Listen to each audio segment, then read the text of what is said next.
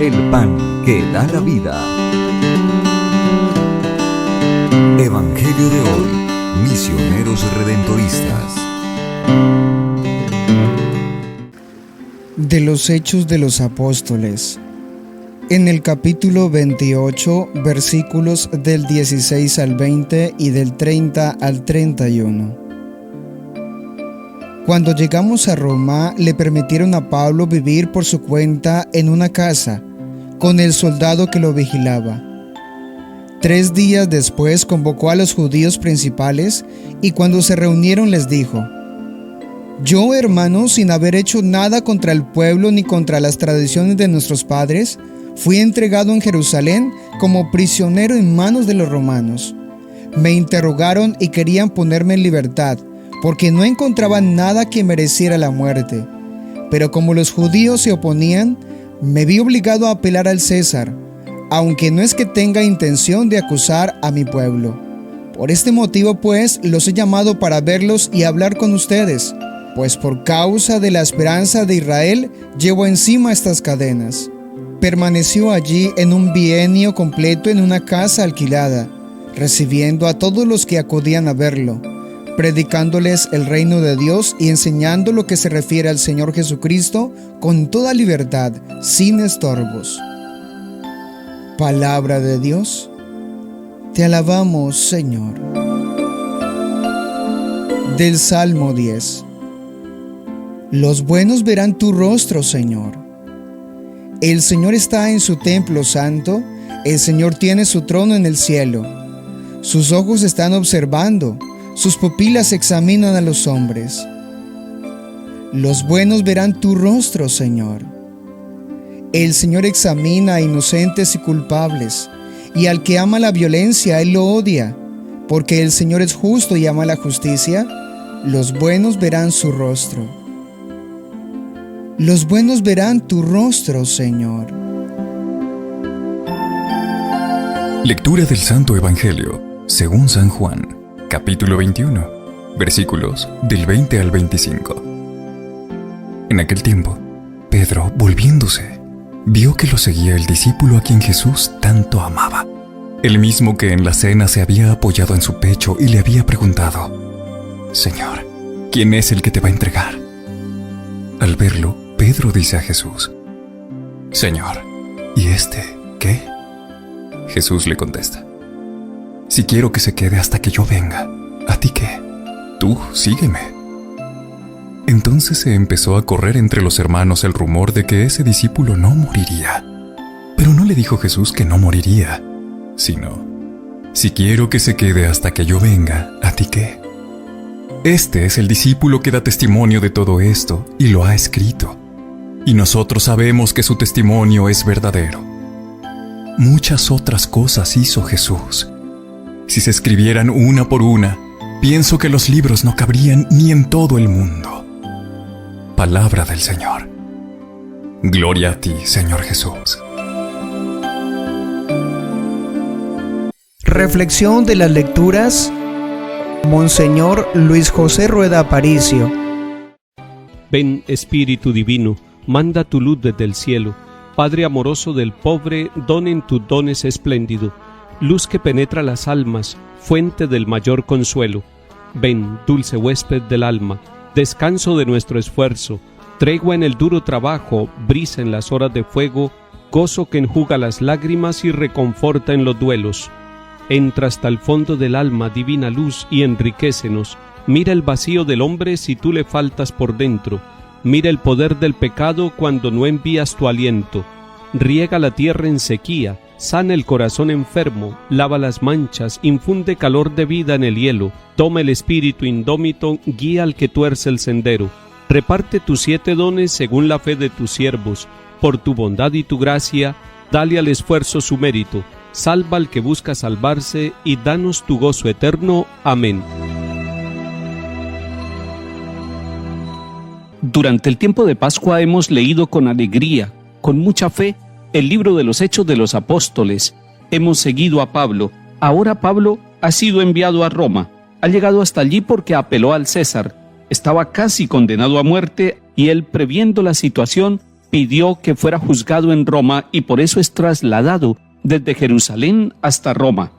Si leemos ese capítulo 28 de los Hechos de los Apóstoles, nos encontramos que los judíos habitantes en Roma no conocían mucho de Pablo, no conocían de su misión, de su predicación, de su encuentro con Jesucristo el Señor, que había transformado su vida y que había pasado de perseguir la iglesia a ser uno de sus apóstoles, a ser uno de sus predicadores. Nos cuenta Lucas en este capítulo 28 que no conocían mucho de Pablo. Él aprovecha para darse a conocer, pero además, lo que él quiere es que conozcan a Jesucristo. Está preso, pero está cumpliendo la misión. Está hablando primero con los judíos, los de su raza. Está hablándoles de Jesucristo, está hablándoles del reino de Dios, está refiriéndoles todas las maravillas que Dios realiza en aquellas personas que abren el corazón al Evangelio, a la buena noticia de salvación. Pero allí entre los judíos hay quienes lo aceptan, algunos pocos, y otros lo rechazan y no quieren escuchar su predicación. Esto sucede en todas partes, y esto sigue sucediendo. Hay algunos que reciben la buena noticia y otros que cierran la puerta y la trancan por dentro para que no entre el Evangelio. Pablo, en los 2 años que vivió allí antes de su muerte, él va preparando también la apertura de la iglesia para que se convierta en católica, la apertura de la iglesia para que se convierta en iglesia universal, en familia de todos, porque al ver el rechazo de aquellos de su propia raza, los judíos, empieza también a predicar a los romanos, es decir, a los paganos habitantes en Italia y en Roma. A ellos también los va evangelizando, y de esta manera Pablo va sembrando la semilla del evangelio allí. Recordemos también, y lo sabemos por otros textos bíblicos y por la historia de la iglesia, que Pedro también concluye su misión, su tarea en Roma. Pedro y Pablo han muerto allí. Pedro y Pablo, los 2 fundamentos de la iglesia, han llegado hasta la ciudad de Roma, y desde Roma se fundamenta aquella visión apostólica y católica. Apostólica porque la iglesia se fundamenta en la vida de los apóstoles, y católica porque se abre a la universalidad, y desde allí empieza una historia de salvación. No quiere decir que la historia de la iglesia sea una historia perfecta, es una historia humana, es una historia con pecados, y esa es nuestra iglesia, una realidad humana llena de fragilidades, pero no olvidemos que en medio de las fragilidades humanas, el Espíritu Santo, como lo hemos visto en los Hechos de los Apóstoles, va guiando el actuar de la iglesia, y así como el Espíritu Santo guió a Pablo y a Pedro y a todos los apóstoles y a la primera generación de cristianos, sigue guiando a los cristianos católicos de todo el mundo, sigue anunciándoles el Espíritu Santo la verdad para que cada uno encuentre el camino de salvación. El Espíritu Santo va suscitando en pequeñas comunidades, en parroquias, los dones y los carismas para que hombres y mujeres puedan sentirse miembros del cuerpo de Cristo, del pueblo de Dios.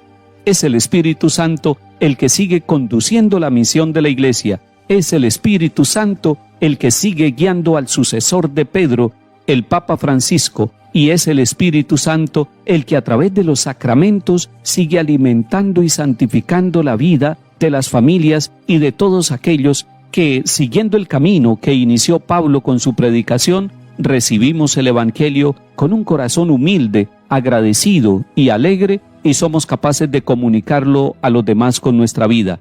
Hoy la tarea es nuestra y con nosotros está el Espíritu Santo.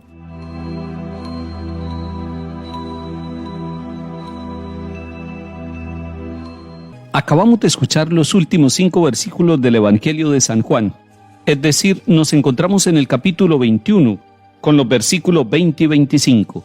Y pudiéramos decir que este capítulo final del Evangelio de San Juan es un capítulo de seguimiento y de testimonio. Seguimiento y testimonio que tiene que ver con nosotros al terminar este tiempo de Pascua, hoy cuando nos disponemos para celebrar la gran vigilia de Pentecostés y para celebrar la presencia del Espíritu Santo en nuestra vida. El Espíritu Santo nos acompaña en el seguimiento. El Espíritu Santo nos da la fuerza, la alegría para el testimonio. Seguimiento. Pedro ha seguido a Jesús. Ha escuchado que el Señor, después de preguntarle 3 veces, Pedro, ¿me amas?, él le ha respondido, Señor, tú sabes que te quiero.